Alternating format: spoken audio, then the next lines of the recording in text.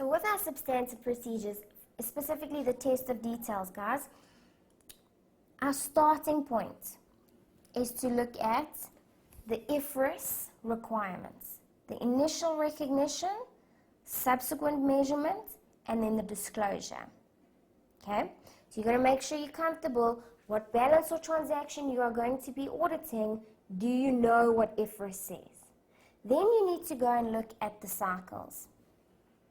What are the documents that they use in working through the recording and processing of that transaction balance? Because those are the documents I'm going to now have to test to see if they are doing it correctly. And then finally, what are the risks here? What are the risks with regards to that balance or that transaction that I'm busy looking at? And to help me with the risks, I go and say, what are the specific assertions for that balance or transaction? Because those can give me some guidance. Remember, management give us their assertions because we have concerns with a specific balance or transaction. And their assertions should address all the concerns we have. It's their word that they've made sure that this balance or transaction is free from material misstatement. So I want to go and test their word. And in doing a test on their word, I would be getting evidence over the risk that I'm concerned with. So let's look at these risks and assertions, because you should be comfortable with the IFRS requirements. You should be comfortable with the cycles from what we've done previously. And so now we're going to focus here, risks and assertions. So before we get into the risks and the assertions for your class of transactions, let's understand what class of transactions really are. Ultimately, class of transaction is referring to multiple transactions that took place in the same period. And so when we referring to a class of transaction, examples would be your revenue in your statement of comprehensive income, or your repairs and maintenance,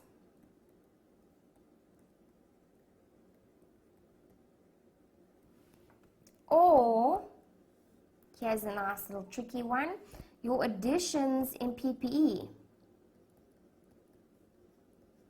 or your disposals for PPE. It's multiple additions making up the total additions for PPE, or multiple disposals making up that total. Whereas if they only had one addition, it would be a transaction, not a class of them. Okay, and the same thing, if there was only one revenue transaction in the year, there would be one, it wouldn't be a class that we considered looking at. So all we're saying is that there's going to be lots that need to be considered when we're looking at the class of transactions. So guys, how do things get recorded? Remember, we go from source documents into the journals, into the general ledger, into the TB, and finally the financial statements, right? So when we're saying that there is a class of transaction, we expect that there could be 1, 2, 3, 4, 5, 6 or so source documents, and therefore I expect to have 6 or so journal entries to make up my total in the journal, which is then what I expect is in the general ledger, and then what's in the TB, and what's in the financial statements. So what I'm trying to show you here is when you are needing to test the details that make up this class of transaction, which is the total here, you've got to go and find them in the journal and the source documents, not in the general ledger, the TB, or the financials, because those would just have the total amount. Okay, if you were to look at one transaction, then you would only need to look for the one journal item, but then note, if you are looking at just this one transaction, this amount is not sitting in the financials. the total of all the transactions is what's sitting in the financials. So you've got to just see where it is that you would be testing based on what it is you are specifically testing. Okay, so let's get into the class of transaction assertions. For the definitions of each assertion, guys, you can find them in ISA 315. Older versions, it's A129, but in the latest revised standard, it's in paragraph A190. You need to open up your risks of material misstatements application paragraphs, and you will see the assertions are addressed and the definitions. So here we can see, for completeness, management give us their word that all transactions and events that should have been recorded have been recorded. Therefore, they are addressing the risk that they have left transactions out of the accounting records. They should have recorded something, but they didn't. So guys, when we look back here, for every source document that shows risks and rewards transferred, there should be a journal entry. And what we're saying here is that in this case,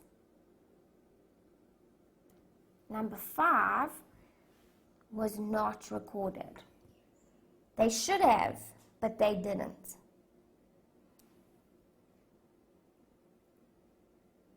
The next assertion, occurrence.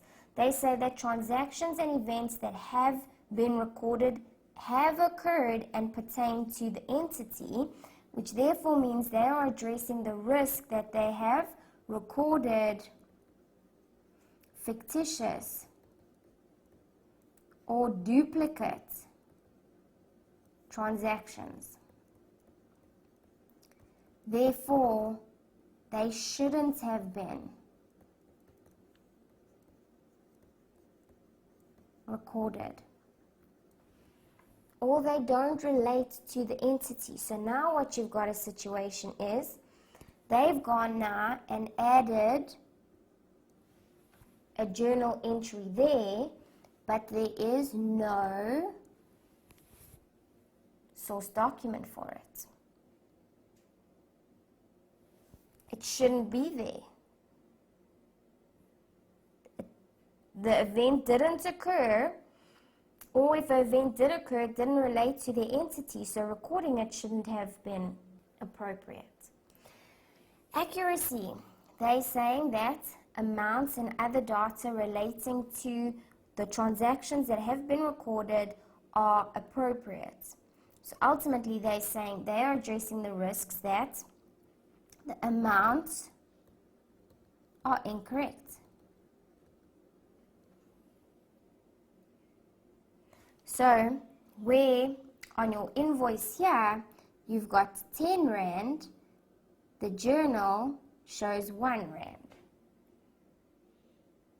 The risk is that that's the scenario. They've recorded it as 1 when it should have been 10.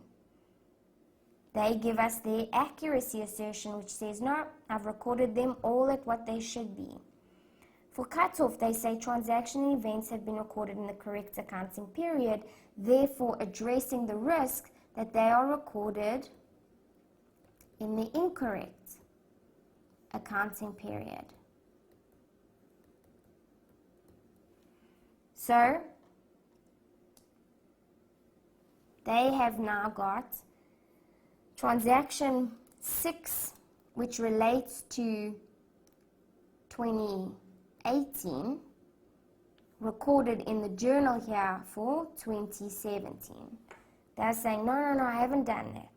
Everything that relates to 2017 has been recorded in 2017. Everything that relates to 2018 will be recorded in 2018. For classification, they say transaction and events have been recorded in the proper accounts. So they are addressing the risk that it's recorded in the incorrect accounts. And that would be a situation here where if we're saying the journal that we're looking at here is the revenue journal, but transaction number 2 actually relates to interest. And they've gone and recorded it in the revenue journal over here. They say, no, if it was interest, it was recorded in interest. If it was revenue, it was recorded in revenue.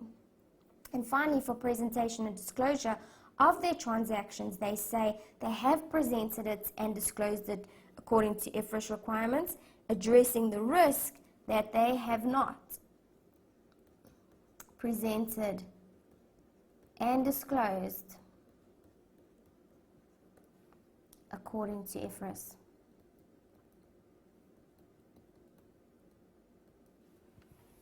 Okay, and that's where I'm saying that where we were looking at the accounting requirements, we said initial recognition, subsequent measurement, presentation, and disclosure. And obviously, your IFRS requirements for presentation and disclosure are going to significantly change depending on what the transactional balance is.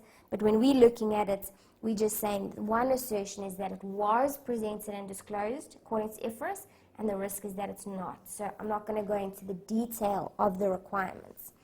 So those are all the class of transaction assertions, guys, which means those should be addressing all the risks that we as auditors think are applicable to class of transactions, because we need to go and express our opinion here on what's in the financial statements. So we've got to make sure that all the risks that we think that this class of transaction could face have been addressed. And if these are the only assertions, these are the ones, or these are the only risks we have identified for a class of transaction or an individual transaction, and therefore those are all the assertions applicable. So we need to now go and see how these risks could affect the class of transaction.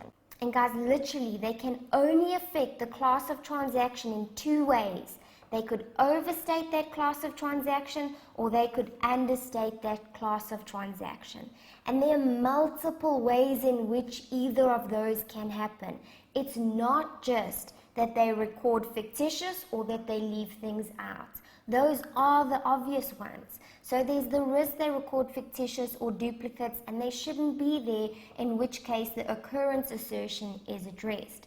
But then there's also on the opposite side the risk that they don't record something that they should, and so your completeness could result in understatements. But then we've got multiple other ways that you often don't think of, like the rand amount could be too high, resulting in overstating something, or it could be too low, resulting in understating. So your accuracy assertion has the ability to affect the transaction in two ways. Also, the way that they record it in and around year end. They could record it this year, but it relates to next year, in which case they overstated this year. Or they could record it next year, but it relates to this year, so it should have been this year, so they understated this year. So your cutoff assertion has the ability to result in overall understatements.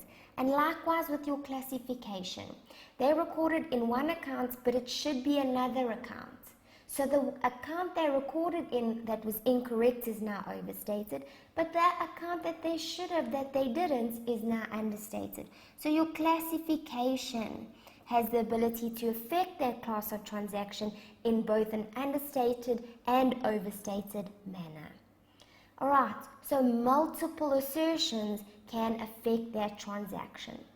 So guys, now I just want to look at a little bit of exam technique. We're going to start with some general procedures that you always need to put down. And then we're going to do the focus of today, where we're going to put down our assertions as headings for this specific class of transaction. And then put procedures down for each of those assertions, so that in your test you have a template that you're already working with. You can already get some easy marks. Okay.